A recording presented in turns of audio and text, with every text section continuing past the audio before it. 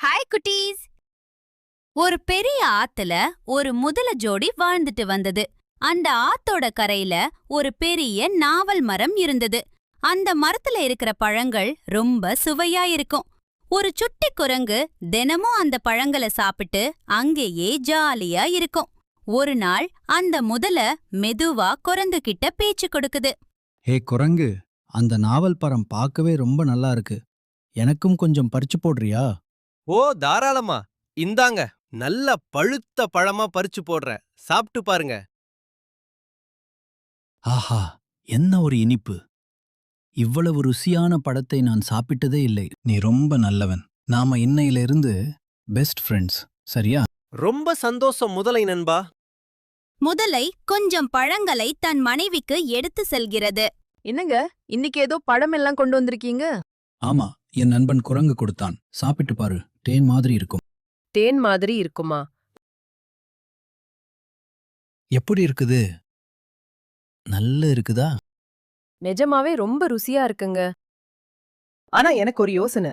இந்த சின்ன பழமே இவ்வளவு இனிப்பா இருந்தா, இதையே தினமும் சாப்பிடுற அந்த குரங்கோட இதயம் எவ்வளவு ருசியா இருக்கும். எனக்கு அந்த குரங்கோட இதயம் வேணும். எப்படியாவது அதை கூட்டிட்டு வாங்க. ஐயோ, அவன் என் நண்பனாச்சே. அவனை எப்படி நான் கொல்ல முடியும்? அதெல்லாம் எனக்கு தெரியாது. அந்த குரங்க நீங்க கூட்டிட்டு வரலன்னா நான் சாப்பிடவே மாட்டேன். மறுநாள் நண்பா, ஆத்தோட அந்த பக்கம் இன்னொரு பெரிய நாவல் மரம் இருக்கு. அங்க இதைவிட ருசியான பழங்கள் நிறைய இருக்கு. என் மேல ஏறிக்கோ, உன்னை அங்க கூட்டிட்டு போறேன். அப்படியா?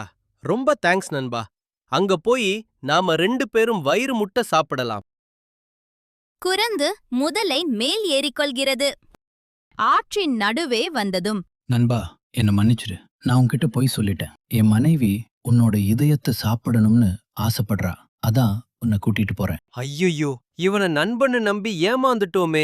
இப்போ தப்பிக்க ஏதாவது பண்ணணுமே. அடடா நண்பா, இத நீ முன்னாடியே சொல்லக்கூடாதா?